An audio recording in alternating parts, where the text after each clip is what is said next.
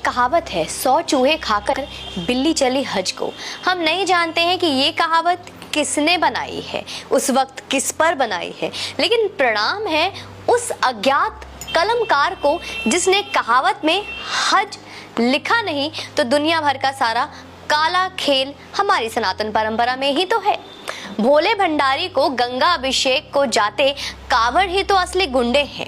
हज जाने वाले सब तो 5 वक्त के नमाजी और मानवता के सच्चे सिपाही हैं। वही तो है सच्चे सिपाही। खैर, इस कहावत का मतलब ये है कि पहले किसी का घर उजाड़ो और फिर उसके घर पर छत ना होने का दुख मनाओ। अव्वल तो राहुल गांधी ये बताएं कि वो किस तरह से कश्मीरी है। मैं भी, मेरा परिवार भी कश्मीरी पंडित है। तो आइए हम एक बहुत साधारण बात समझते हैं, आप भी जरा ध्यान से समझिए। राहुल गांधी राजीव गांधी और सोनिया गांधी के पुत्र हैं और राजीव गांधी प्रियदर्शनी और फिरोज घड़ी के बेटे हैं। अब आप कहेंगे कि फैमिली ट्री क्यों चल रही है। फिरोज घड़ी का जन्म हुआ मुंबई में और समाधि है दोस्तों उनके प्रयागराज में, जो उस वक्त इलाहाबाद था। अब या तो राहुल गांधी ये कह दे कि वो फिरोज और इंदिरा गांधी को नहीं जानते कौन है, या ये बता दे कि वो कश्मीरी कैसे हैं। भाई, दुनिया का ये पहला व्यक्ति है, पहला आदमी है जिसको अपने आप को कश्मीरी इसलिए बताना है क्योंकि इनके नाना जवाहरलाल नेहरू खुद को कश्मीरी बताते थे, इसलिए इनको भी अपने आप को कश्मीरी बताना है और कश्मीरी पंडितों का दुख और दर्द पे हाय तौबा मचाना है।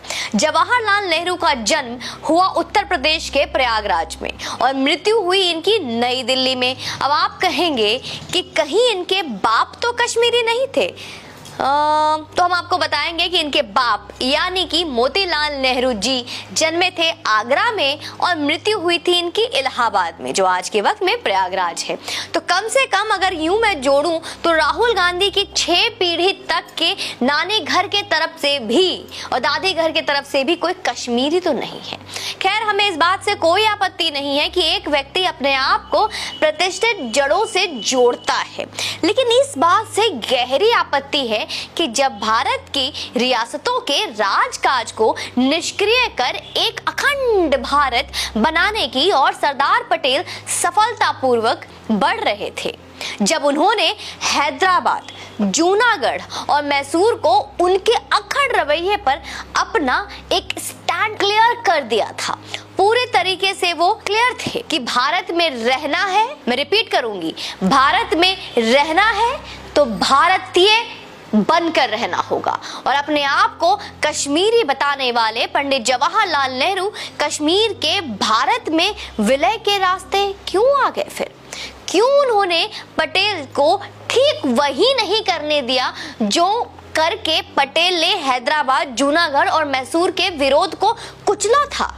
आखिर क्यों नेहरू ने कश्मीर के मसले को अपने विशेषाधिकार का गलत उपयोग कर अपने पास रखा? आखिर क्यों?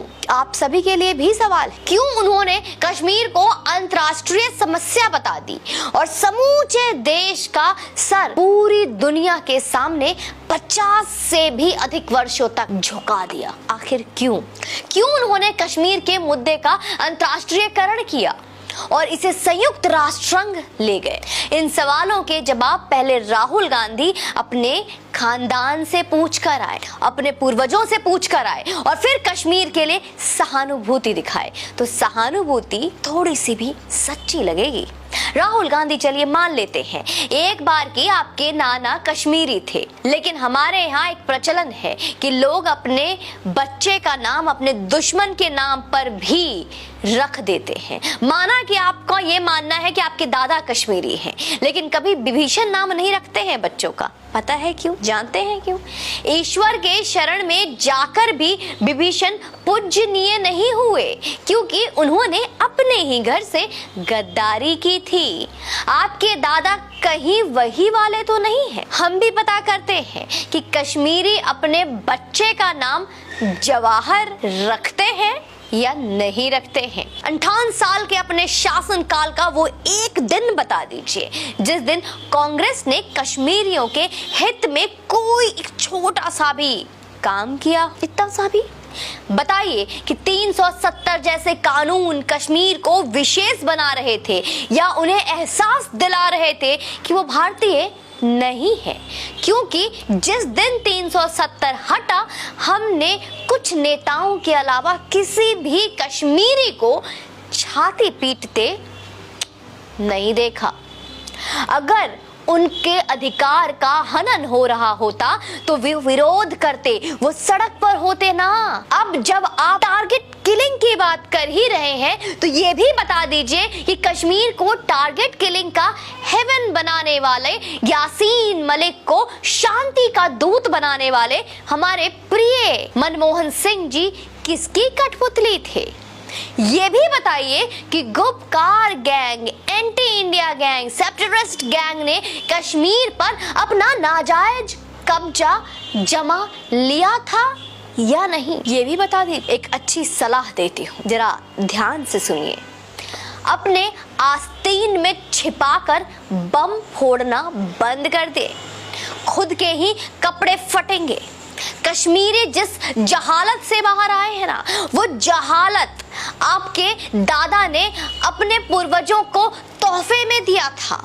और यकीन ना आए तो अगली बार कश्मीर से एक बार चुनाव लड़कर देख लीजिए, समझ में आ जाएगा सच क्या है, कि आपकी स्वीकार्यता क्या है वहां। कश्मीर को ग्राउंड ऑफ वॉर बनाने वाले अपनी पार्टी के उन जिंदा बुढ़ों से कभी ये पूछ क्यों नहीं लेते कि उन्होंने कभी आज तक कश्मीरी पंडितों की सुध क्यों नहीं ली? जब कश्मीरी पंडित कट रहे थे, चीरे जा रहे थे, मारे जा रहे थे, बहन बेटियां लूटी जा रही थी, तो कितने दौरे किए थे आपके पार्टी ने वहां के? कश्मीर जो इस धरा का स्वर्ग है, वहां हिंदुस्तान पिछले 70 साल से जा ही नहीं पाया। किसके वजह से? आपके दादा ने कश्मीर को ही नहीं पूरे भारत को किस बात की सजा दी थी? हमने पूरा जीवन कश्मीर को बस तस्वीरों में देखा। बताइए राहुल गांधी, आंख धोइए, पोछिए राहुल गांधी, आंखें धोइए, नए हिंदुस्तान को देखिए राहुल गांधी जी। टारगेट किलरों की फंडिंग कौन कर रहा है? राहुल गांधी नहीं जानते क्या? वही जो आपके कोर वोटर्स हैं, या जिनको आपने कोर वोटर्स बना रखा है। अगर फिक्रमंद हैं आप कश्मीरी पंडितों को लेकर, तो आपने कोर वोटर्स को कहिए कि ये गंदा खेल बंद करें, या मैं यूं कहूं कि जो गंदा खेल आप अपने कोर वोटरों से करवाते हैं उन्हें अब बंद करें, क्योंकि अब जनता जान चुकी है, समझ चुकी है। तो इसलिए बेवकूफ ना बनाएं और बेवकूफ ना समझें। और बाकी आप सनातनियों, मेरे प्यारे दोस्तों, कमेंट बॉक्स में